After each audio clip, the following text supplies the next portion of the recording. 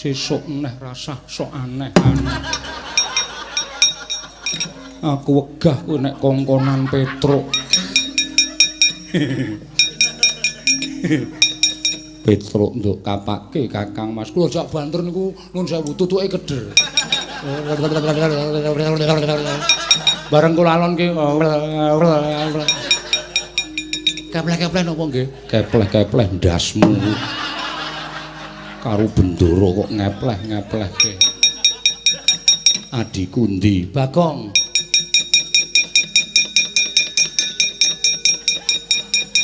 Mandap. Ah. Terus mundur. Oh iya. Aku wis nang kene. Mundur iki selabot. Iya, iya.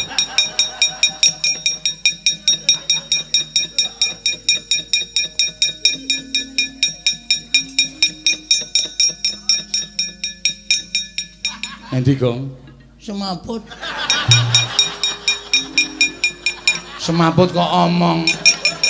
Aku tahu wis semaput omong. Aku harus semaput. Wis biur. Semplung kali ya, Gong. Edan. Kakang Mas, opo Yayi? Dawing Jimanggara Parna kinen bidal. Sedaya Pandhawa jangkep wonten ing Wonomarta. Yen to pancen mengkono ayo Yayi digelak lakune monggo kula dherekaken Kakang.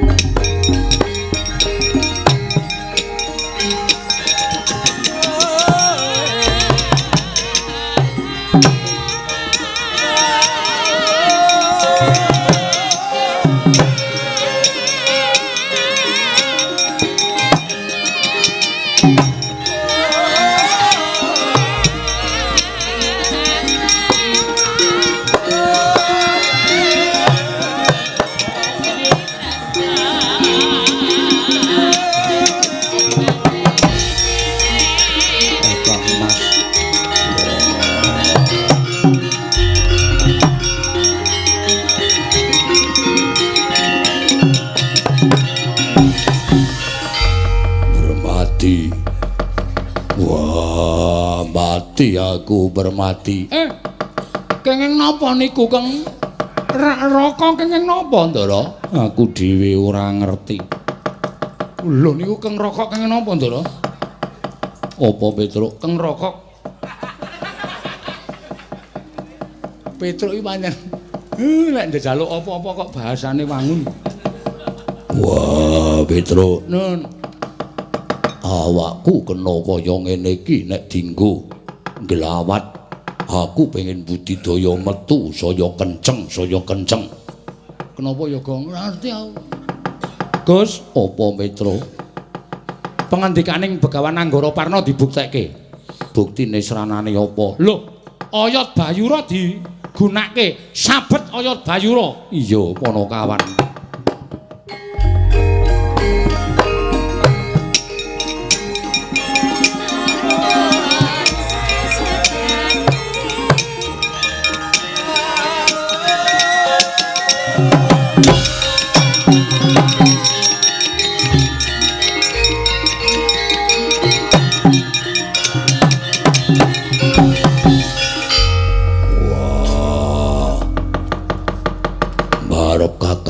Permadi tak kandhani. Mula aku njaluk kaya jado-ado saka Bratasena. Iki dudu wujuding alas, nanging iki wujuding negara Kajiman. Aku wis ketemu dhewe karo Nayaka negara Kajiman, malah aku kena daya kemandene ora iso obah. Nanging tumrap Bratasena bangsaning jim kudu kalah karo bangsaning menungso. Aja mundur, ayo digelak lakune Permadi.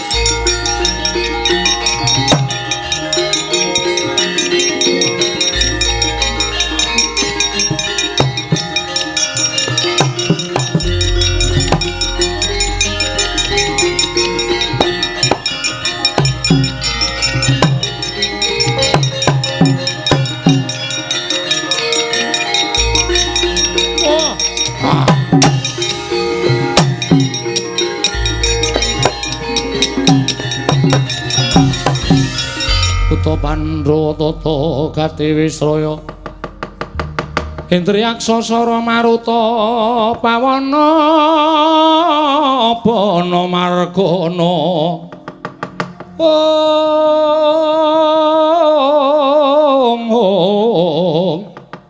Samirana lan Warayang Misikan Magulingan lima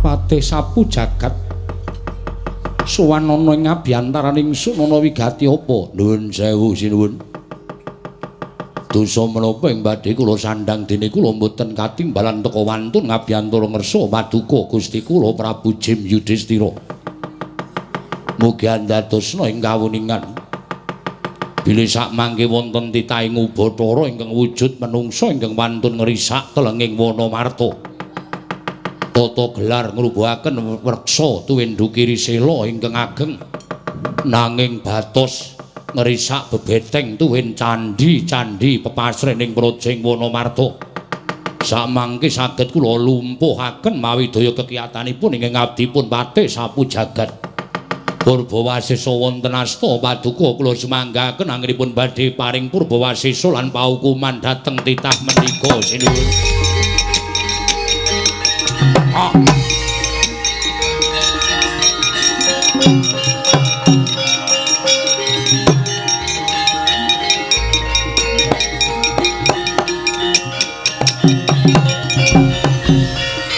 Dandun Wacana Yudhistira kakang kuwi Danang Jaya wonten timbalaning Adawa Tripala Dama Granti wonten timbalan Koko Prabu iya wonten timbalan Koko Prabu ana titah ingkang mulang sarak wani nerajang marang wewaler iki bumi kamardikaning bangsaning Jim teka ana titah wujuding manungsa ingkang wantun wani ngrusak marang pepasrening negara ing Indraprastha wis umuk nyawane kepingin tinju marang kayiwanganing Bathara Yama Dipati ayo yayi digelak lakune manungsa kudu pinatrapan pidana sak traju sak bobot kelawan keluputane yayi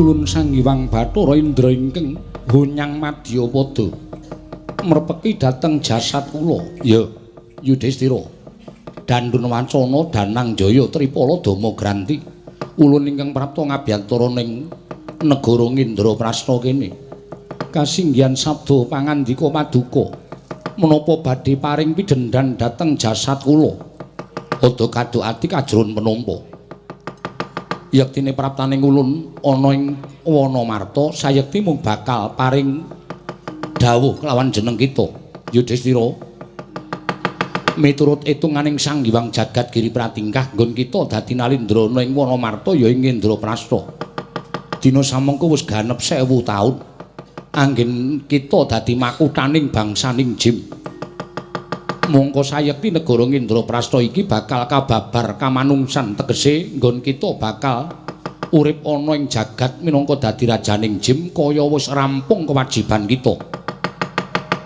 Wondene sapa titah pujangkara ingkang bakal nampa kanugrahan wujuding negara ing Indraprastha tanana liya kejaba mung para Pandhawa. Ingkang kapandhegan ya kuwi si Bratasena ingkang wiwiti babat Wonomarta. Kita jawani pisan-pisan ngrangsang sarta jawani pisan-pisan nandhingi marang kekuwataning para Pandhawa jeriku dadi utusaning adil ingkang sayekti besok bakal mbingkas angkara murka. Dene apa to sababe para Pandhawa nampa kanugrahan ingkang kaya mengkono sabab ya mung Pandhawa ingkang wis nuku kanthi laku prihatin lan tapa brata wiwit urip ana ing alam padhang wiwit wujud bocah nganti tekaning dewasa tansah laku prihatin lan tapa brata mula undu-unduane ya sak traju sak bobot kelawan ingkang wis dilakoni dening para Pandhawa Yudhistira sadhela maneh para Pandhawa bakal prapta ana ing mapan kene kita aja wani pisan-pisan ngembari marang panguwasaning para Pandhawa sabab mara gage wengakna permana jati kita sawangen sapa ingkang lenggah ana ing singasana Adipalengganing Puntadewa Yudhistira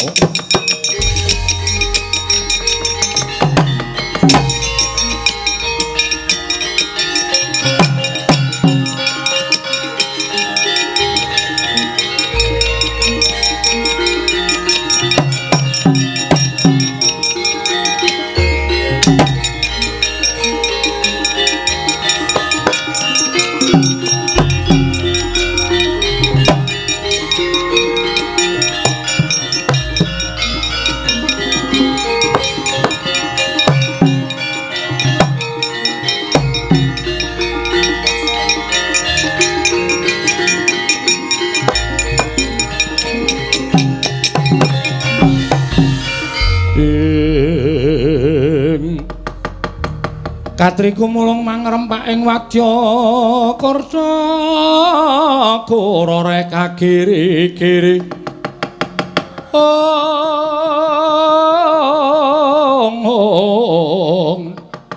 ora nanggono gawe gelarira wang-wang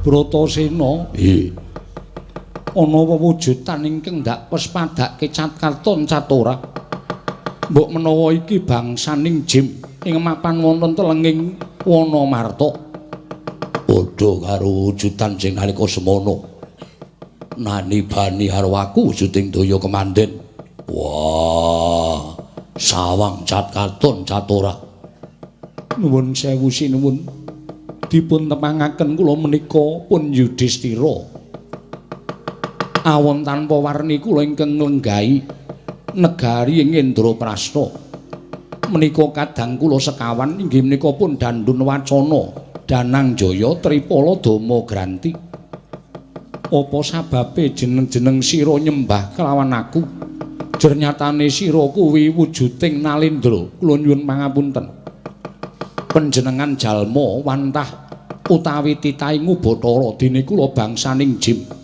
derajatipun inggil menungsa tinimbanipun bangsaning jim mila nadyan kula Nalendra kula kedah ngetingalaken unggah-ungguh tuwin tata krami kula dhateng bangsaning titaing Bathara kados jengandika Raden Puntadewa tur malih leres ngendikanipun Sang Hyang Bathara Indra teka wonten satunggiling jawata ingkang lenggah angemongi dhateng jengandika Raden Puntadewa tanana wonten sanes kejawi namung Sang Hyang Bathara Darma pukulun sak mangke kula namung pasrah bongkokan menawi paduka pukulun sak kadang badhe njabel negari Indraprastha kula caosaken tangan kula kekalih namung mugi andadosna ing kawuningan negari ing Indraprastha menika pinirang dados gangsal cacahipun ingkang wonten tengah piyambak menika winastan Praja Ngamarta wonten ingkang wonten iring kilen menika winastan kasatriyan nunggul pawenang ya ing Jodipati menika papanipun kadang kula pun Dandun Wacana ingkang iring ler menika winastan kasatriyan Madukara menika papanipun kadang kula pun Danangjaya ingkang wetan tuwin kidul menika wonten kalih kasatriyan Sawu Jajar tuwin Bumira Tawu menika bapanipun Tripala Dama Granti wonten ingkang tengah menika kedaton ingkang winastan negari Amarta menika papan kula anggen kula lenggah dampar negari Ngamarta Kanjeng Raden Puntadewa mila sakmangke menawi jengandika badhe njabel negari menika dados panguwasipun para Pandhawa kula namung sakdermi nglampahi kula titip negari Indraprastha monggo kinarya mukti jengandika sakadang kula asalipun saking geni badhe wangsul wonten ing geni malih sinuwun